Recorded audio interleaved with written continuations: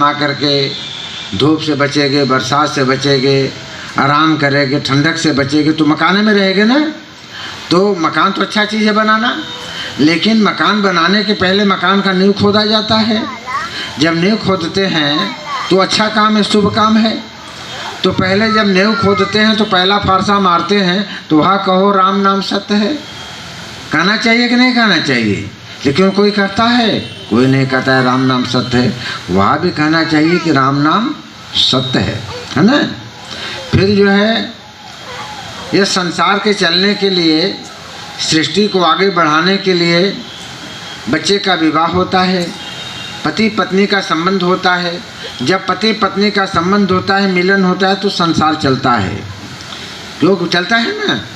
फिर जो है जो पति पत्नी का जब विवाह होता है, वर वधू का शादी होता है, चाहे जयमाल पड़ता हो या सिंदूर पड़ता हो या प्रतिज्ञा कराया जाता हो, उसी समय कहना चाहिए कि राम नाम सत्य है।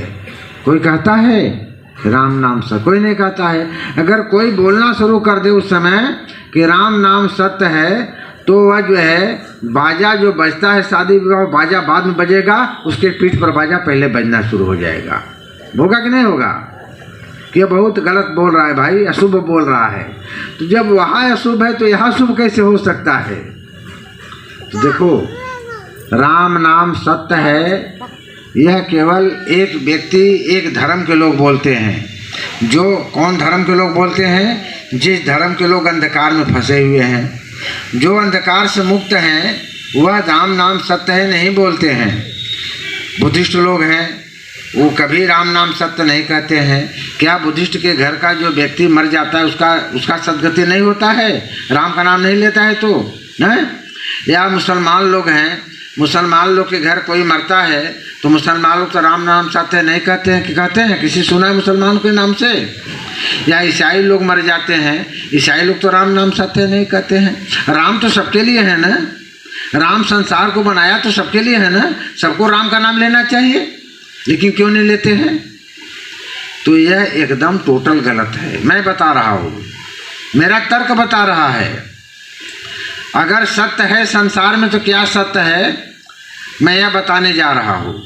संसार में सत्य है तो केवल एक ही चीज़ सत्य है। संसार में जन्म होना सत्य है और संसार में मरना सत्य है। जो यह प्रकृति का नियम है, प्रकृति ने जिस चीज़ का उत्पत्ति किया उसका विनाश हुआ है। हुआ कि नहीं हुआ है? तो यह शरीर का जन्म हुआ तो मृत्यु भी निश्चित है। तो यह पार्थिव शरीर ले जाते समय क्या कहना चाहिए, इसको ध्यान से सुन लो।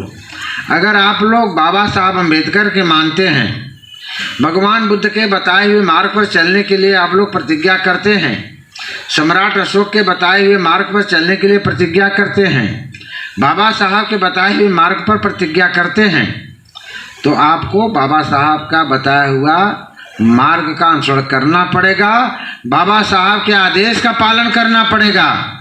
तो कोई भी व्यक्ति का अगर मृत्यु हो जाता है तो वहाँ यह कहते हुए ले जाना मसान घाट तक कि जन्म मरण सत्य है, यही सबका गत है ना। बोलो, बात सत्य कि नहीं है? सब लोग इसको ध्यान रखना।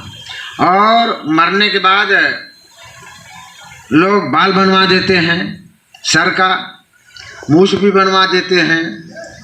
तो दाढ़ी मूछ बनवाने से क्या तुम्हारे शरीर का छूत निकल गया? बोलो, निकल जाता है? तुम्हारे पूरे शरीर में तो बाल लगा हुआ है। और अभी ये गंगाराम जब बीमार हुए होंगे तो लड़का कम सेवा किए होंगे, लेकिन उनका बहू पत्नी ज़्यादा सेवा किया होगा। समय से खाना, समय से पानी, समय से उठाना, समय से बैठाना। है मैं बहक नहीं? बोलो, मैं गलत बोल रहा हूँ? तो आप लोगों का बाल तो नहीं बना? आप लोग के सर पर तो बाल है, पूरा छूत तो आपके घर में पड़ा हुआ है कि नहीं है? बाल तो असली आप लोग का बनना चाहिए, क्योंकि आपने ज़्यादा सेवा किया। लड़का तो कोटा पूरा किया है, आया होगा तो डांट कर बोला, क्यों जी? बोलो, मेरे पिताजी को तुमने दवा दिया कि नहीं? मेरे पिताजी को समय से खाना दिया कि नहीं? मेरे पिताजी को पानी दिया कि नहीं?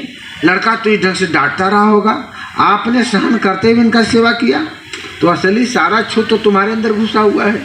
आपका बाल तो नहीं बना,